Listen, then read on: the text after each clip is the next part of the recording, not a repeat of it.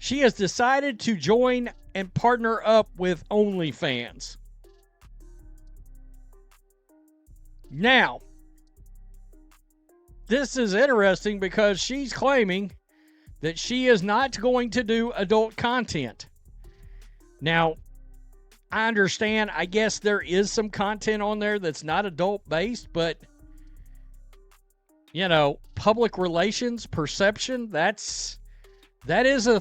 That's former Indiana Fever All-Star, Erica Wheeler, announcing she's partnered with OnlyFans. And before you ask, yes, that OnlyFans. The platform's synonymous with adult content, but here's where this gets complicated. She's claiming this isn't about that type of content at all. She wants to change the platform's reputation, posting workout videos and family moments instead. The immediate question everyone's asking, why OnlyFans? Why not YouTube, Instagram, TikTok, or literally any other platform that doesn't come with that specific baggage? Because make no mistake, perception matters in professional sports. And the perception problem here is massive. All right, or it should be. And when you hear the two words OnlyFans, what do you think? What do you immediately consider? What do you think about right off the bat? Seattle Storm player Erica Wheeler has become the first ever pro basketball player to partner with OnlyFans. Now, I believe Liz Cambage retired from the WNBA. I don't know if she joined OnlyFans or just jumped straight into porn. I don't know. But she famously is out there making content. So let's talk about what Erica Wheeler's career looked like before this decision. In 2023, she was making $242,000 with the Indiana Fever. That put her in the top 10 salaries across the entire WNBA. The following year, 2024, still with Indiana, she pulled in $202,000. Solid money by league standards. Then came 2025. She's now with the Seattle Storm and her salary dropped to $78,831. League minimum. That's a salary cut of over $160,000 in 2 years. From top 10 money to the absolute basement of WNBA compensation. Now, context matters here. The new CBA that's being negotiated right now would set the minimum salary at $250,000. If that deal gets done, Wheeler's financial situation changes dramatically. But if it doesn't, if the league goes into a lockout or players strike over this CBA dispute, then we're looking at WNBA players scrambling to find alternative income sources. Here's what Wheeler told Fox News Digital about her decision. She wants to prove OnlyFans isn't just for adult content. She's posting workout routines, behind-the-scenes WNBA moments, and family time. In her words, I think it's a stamp on OnlyFans that it's only for adult content, and I don't think it's that. Fair enough. Technically, OnlyFans does allow non-adult content. But here's the reality check. When you say OnlyFans to literally anyone, what's the first thing that comes to mind? Be honest. It's not workout videos and family vlogs. This is a public relations nightmare waiting to happen. And what makes it worse is Wheeler's response to potential criticism. When asked what she'd say to fans who question this partnership, she fired back, I would ask them what they're doing in their personal life. Like, who are you to ask me what I do in my personal life? What I do shouldn't amount to anything that another human being has going on.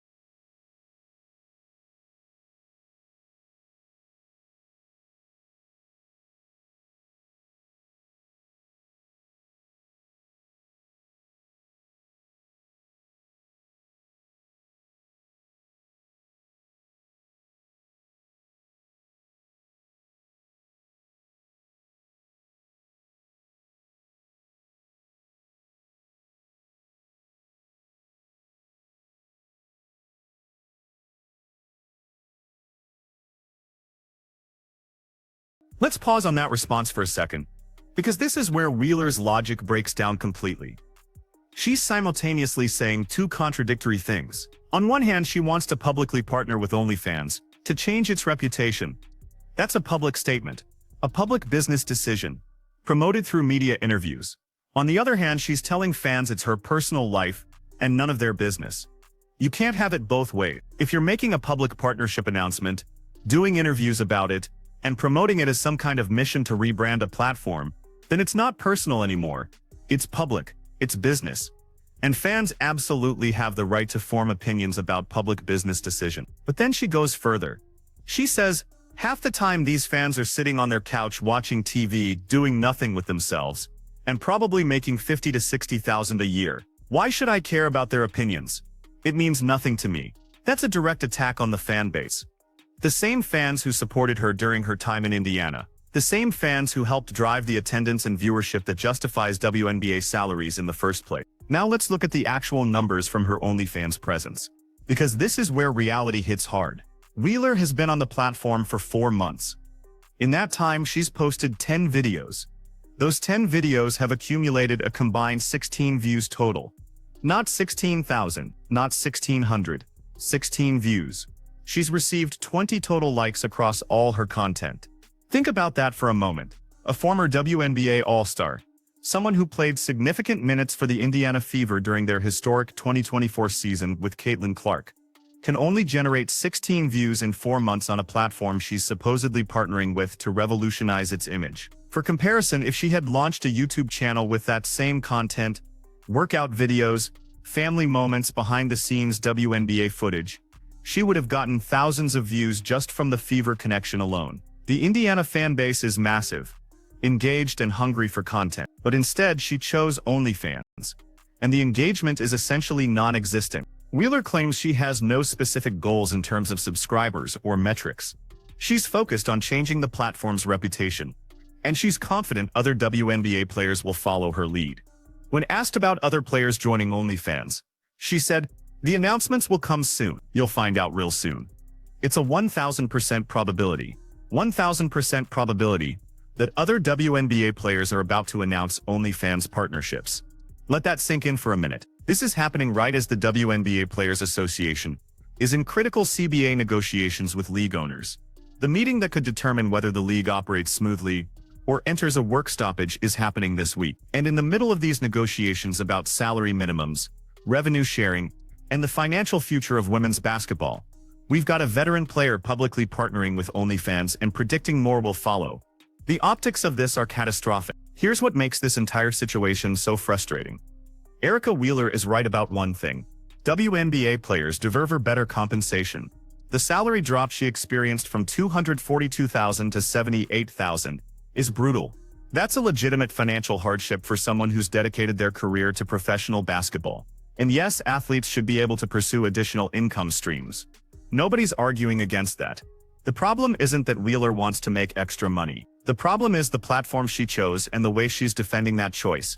If her goal was to build a brand, connect with fans, and generate supplemental income, YouTube would have been the obvious choice. She could have launched a channel focused on her journey from undrafted player to WNBA All-Star. Workout content, training tips, behind-the-scenes footage from her time with the Fever. The Caitlin Clark connection alone would have driven serious traffic. Add in her underdog story. She went undrafted, fought her way onto rosters, eventually became an all-star, and you've got compelling content that resonates. But instead of building something on a platform designed for content creators, she partnered with OnlyFans. And when questioned about it, she attacked the fans who might have legitimate concerns about that decision. The defensive response tells you everything. If this was truly just about posting workout videos and family content, why the hostility toward people asking basic questions? Why the immediate assumption that anyone questioning the decision is somehow attacking her personally? Professional athletes deal with public scrutiny. That's part of the job. When you make a public business decision, especially one involving a platform with OnlyFans' reputation,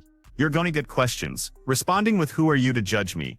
and attacking fans' income levels isn't just bad PR, it's counterproductive to the stated goal of building an audience. And let's address the elephant in the room. OnlyFans is paying her for this partnership. She said she's partnering with the platform, which means this is a sponsorship deal. They're compensating her to use her celebrity to legitimize the non-adult side of their business. That's the only explanation that makes sense given the metrics we're seeing. 16 views in 4 months isn't generating meaningful subscription revenue. This is about OnlyFans buying credibility through association with a professional athlete. From OnlyFans' perspective, This is smart business. They want to diversify beyond adult content, and partnering with athletes helps normalize the platform. But from Wheeler's perspective, what's the end game here? Even if OnlyFans is paying her upfront, what happens when that deal expires? She'll have built an audience of essentially nobody on a platform that still carries massive stigma, while she could have been building real equity on YouTube or other mainstream platforms. The comparison to Liz Cambage is unavoidable. Cambage retired from the WNBA and then openly moved into adult content creation.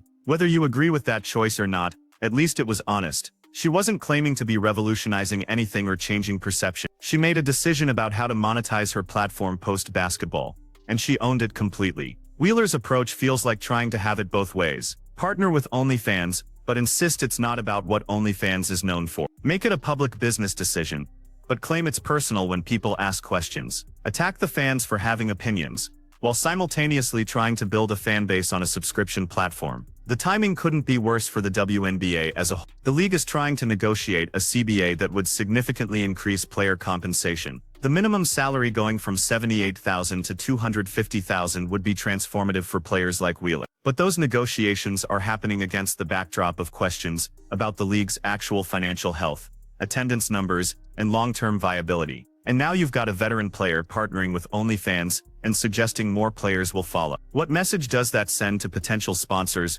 broadcast partners, and investors? It suggests players are desperate for alternative income sources. It suggests they don't believe the league's financial future is secure enough to wait for the CBA to improve salaries through legitimate basketball revenue growth. The sad irony is that Wheeler's story should be inspiring. Undrafted out of Rutgers, she bounced around the league, Atlanta Dream, New York Liberty, Indiana Fever, before becoming an all-star. She's well-liked among Fever fans specifically because of her hustle and positive attitude during her time there. That's a marketable story. That's content people would actually want to consume. But instead of leveraging that story on platforms built for storytelling and audience growth, she's on OnlyFans with 16 views and 20 likes after 4 months, defending her decision by attacking fans and claiming she's going to change the platform's reputation. It's not going to work. OnlyFans' reputation is what it is because of what the platform is primarily used for. One WNBA player posting workout videos isn't going to change that perception. And even if other players do follow Wheeler onto the platform,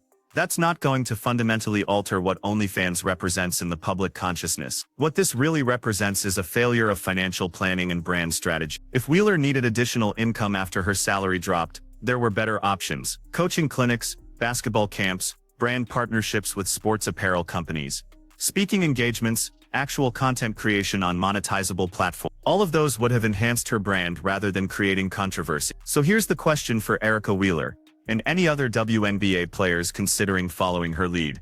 Is the short-term money from an OnlyFans partnership worth the long-term damage to your personal brand? Because once you're associated with that platform, fair or not, that association sticks, and it makes it harder to land the traditional endorsements and partnerships that actually build sustainable post-basketball careers. The WNBA needs its players to be strategic about their brand. The league is still building legitimacy, still fighting for mainstream acceptance, still working to prove it deserves the investment and attention of major sponsors and broadcasters. Individual player decisions matter in that context. When a veteran player makes a choice that generates this kind of controversy, it affects the whole league's perception.